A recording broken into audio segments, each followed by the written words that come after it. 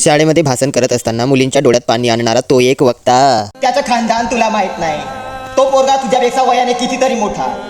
व्यसन करणारा, दारू पिणारा, हरामखोर, नालायक कुत्रा.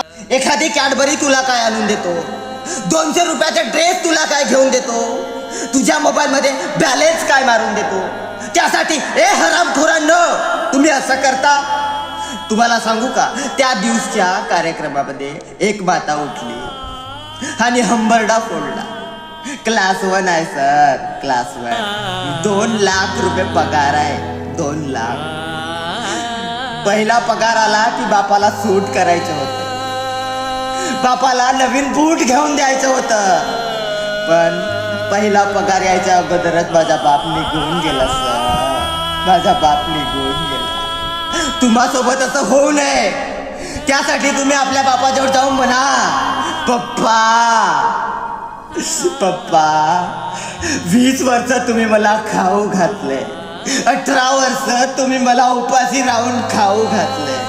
पप्पा, या जीवनातला एक दिवस, फक्त एक दिवस मला आपल्या कमाईने तुम्हाला खाऊ घालायचंय पप्पा, खाऊ घालायचंय.